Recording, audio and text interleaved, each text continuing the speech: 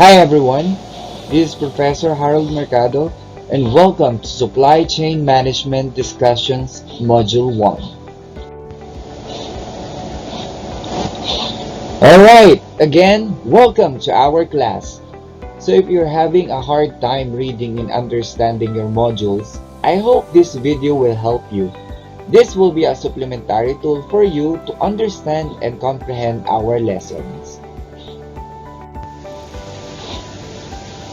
So this module composed of 2 areas and it has 8 lessons. Each lesson has the following: course or subject, introduction, learning objectives, lesson proper, summary of the lesson, self-progress activity, supplementary materials resources, and references. For our learning objectives, at the end of the lesson, you should be able to, number 1, learn how supply can contribute more effectively to organizational goals and strategies. Number 2, find out what the organization's total spend with supplier really is. And number 3, identify opportunities for meaningful involvement in major corporate activities. Also, you should be able to, number 4, align supply strategy with the organization's strategy. Number 5, recognize the profit leverage effect of purchasing supply management. Number 6, show how supply can affect our firm's competitive position. So before we begin our discussion, does any one of you have any idea what supply chain management is? What is supply chain management? Supply chain management is the management of the flow of goods and services and includes all the process that transform raw materials into final products.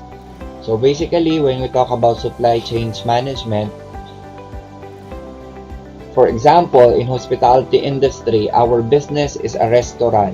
So sa restaurant, meron tayong tinatawag na flow of goods and services. Ito yung pagkuha natin ng ating mga pangangailangan para makapag-produce ng mga goods and services. Say for example, sa restaurant, kinakailangan natin ng mga ingredients para makapag-produce tayo ng pagkain. Kinakailangan natin ng mga different kinds of beverages para maging final product natin. So, yung flow ng goods and services na ginagawa ng management kung paano nila na-accumulate yung mga yon at pagtatransform ng mga ito na tinatawag nating raw materials into final product, yung pinaka-final na produkto na natin. And it involves the active streamlining of a business's supply-side activities to maximize customer value and gain a competitive advantage in the marketplace. Every organization needs suppliers. No organization can exist without suppliers. Therefore, the organization's approach to suppliers, its acquisition, processes, and policies, and its relationship with suppliers will impact not only the performance of the suppliers but also the organization's own performance. Lahat ng mga organization, lahat ng mga businesses, mapa-business mo man ay milk tea, mapa-business mo man ay restaurant, mapa-business mo man ay bar, mapa-business mo man ay travel agency. So, different type of products. It could be goods or services. Lahat yan ay may mga suppliers. Sa travel agency, ang mga suppliers natin dyan, hindi naman tayo mismo ang nagbibigay sa kanila ng trip to Hong Kong, ng trip to Japan. Meron tayong mga ginagawang third party na kinokontak. Say for example, si Juan gusto niya mag-travel sa Hong Kong. Hindi naman tayo ang magdadala sa kanya sa Hong Kong. Ang magdadala sa kanya sa Hong Kong ay ang eroplano. Saan siya tutuloy doon? Siyempre, hindi naman sa atin yung hotel. So, may hotel doon. Saan siya makakakain? Saan yung mga pupuntahan niyang mga tourist spots? Tayo yung third party. As a travel agency, tayo ang magbubuo or tayo ang pagpaplan ng travel niya or tinatawag natin itinerary. So yun, nanggagaling yun sa mga suppliers natin bilang travel agency.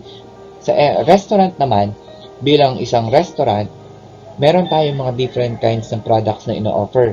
Meron tayong mga pagkain, lahat ng types of pagkain from soup, appetizer to down to dessert. Yan ay mga ginagawa natin o niluluto natin sa restaurant by the chef. So yung mga chef na yon or the manager of the restaurant or the owner of the restaurant, naghahanap yan ng mga suppliers. Saan nanggagaling ang mga ingredients sa kukuhanin nila? So dun galing yan sa suppliers.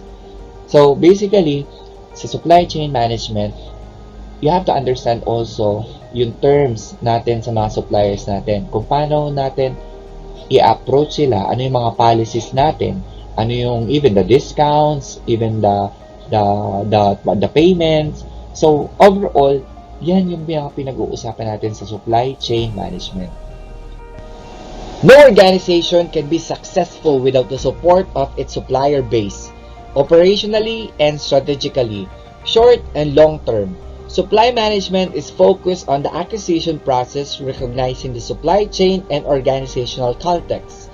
Special emphasis is on decision making that aligns the supplier network and the acquisition process with organizational goals and strategies that ensure short and long term value for funds spent.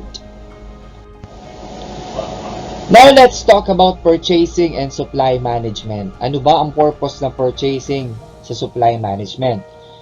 Let's first define what is purchasing. Pag sinabing purchasing, it is the process of acquiring materials, components, and services from another firm. Sa ibig sabihin, ito yung proseso ng pagkuha natin ng mga materyales, components, at ibang services sa ibang businesses.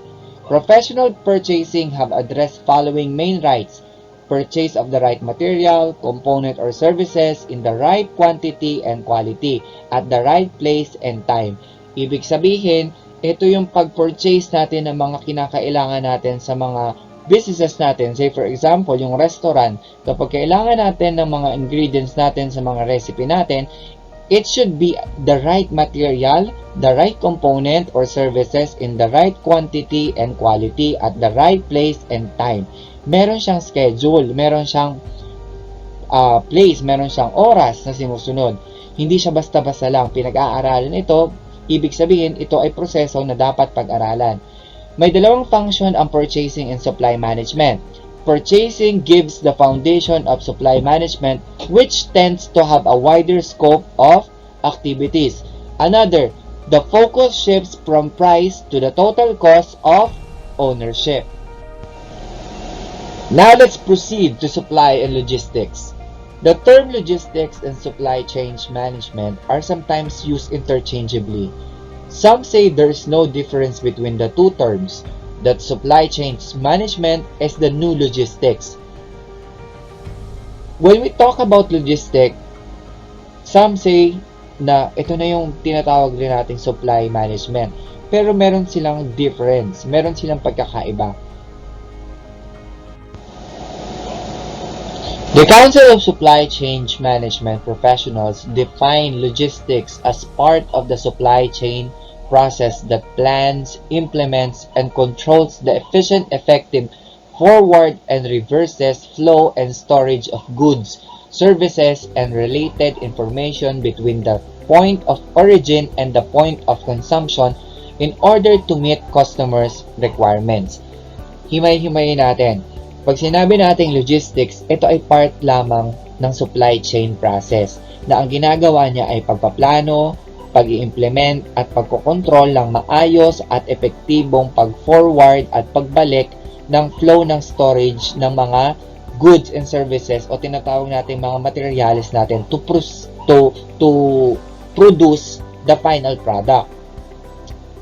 Also, services and related information between the point of origin and the point of consumption, kung saan ang galing, kung saan pupunta, kung kailan gagamitin, yon ang binubuo ng term natin na logistics. Hindi siya tinatawag nating supply chain management. It is only a part of supply chain management. Now, let's continue to profit leverage effect. Profit leverage effect of purchasing, which is I think bago sa inyong mga terminologies. The reduction in the expenses related to purchasing would increase the profit before tax, and this relation is termed as the profit leverage effect of purchasing. So this or the firms should try to reduce the cost of purchasing. Ibig sabihin, your business, ang ginagawa nitong profit leverage effect ay yung pag-cut or yung pagbawas ng purchasing natin. Na-define na natin kanina yung purchasing, di ba? Ito yung pag-accumulate ng mga materials natin o yung tinatawag natin mga puhunan natin. Halimbawa, sa business na isang lemon tea or sa lemonade business, meron tayong mga tinatawag na mga capitals natin. Capital natin, hindi lamang yung mga ingredients natin para makapag-produce ng isang lemonade na which is lemon, sugar, water, yung cup, and so on. Capital din natin is yung mga materials natin or yung mga machineries natin na ginamit. Kagaya ng pang-squeeze ng lemon, yung mga cup natin, yung straw, and so on and so forth. So, yun ang kabuuan ng mga na-purchase natin. Ang profit leverage effect, ang ginagawa nito ay yung bawasan natin yung mga expenses natin. Halimbawa, sa unang business mo, hindi ka pa gumamit ng profit leverage effect. Sa unang business mo, kung ano lang yung mga materials na ginamit mo, binili mo lang, kung ano lang talaga yung actual na ginamit mo. Halimbawa, gumastos ka doon ng 10,000 sa kabuuan na yon para makaproduce ka ng ganitong type of business. Sa pangalawa namang ginawa mong klase ng business, na ganun din, same type of business, pero gumamit ka naman ng profit leverage effect. Nag-cut ka ng mga expenses, naghanap ka ng mga suppliers na sobrang bababa ng mga binibigay sa'yo. Yun yung tinatawag nating profit leverage effect. Nabawasan lahat ng mga expenses natin through purchasing, pero same product and same output yung na-produce natin. At pareho din tayo ng presyo kung paano natin siya ibebenta. So, ang nangyayari kapag ganito, mas lumalaki yung profit natin, yung tubo natin. So, that is profit leverage effect. And for the last terminology that I would like to discuss on you is the return on assets effect.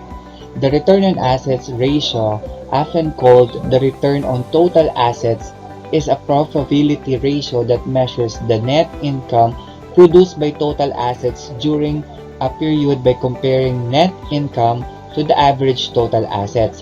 In other words, the return on assets ratio or ROA measures how efficiently a company can manage its total assets to produce a profit during a period of time. Return on assets ratio compares the value of a business assets with the profits it creates over a set period of time. Sa madaling sabi, pag sinabi nating return on assets effect, ito ay sinusukat natin kung tayo ba ay kumikita. Ito ay probability ratio na minimeasure natin by kino-compute natin or tinototal natin lahat ng operating income natin.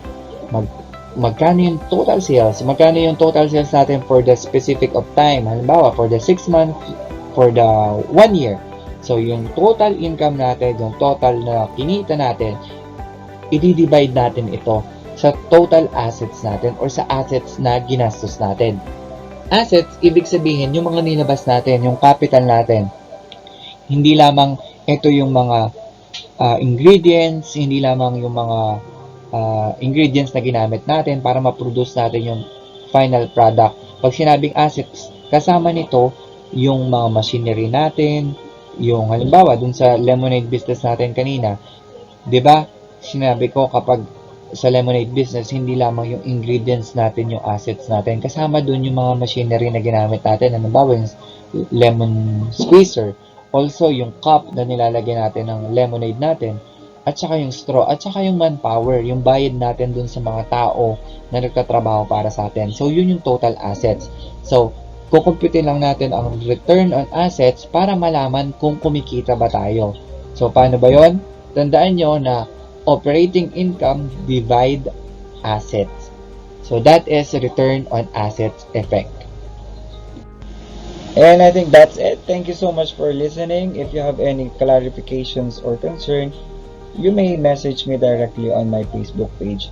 Also, please stand by for our next discussion for module number 2. Thank you so much.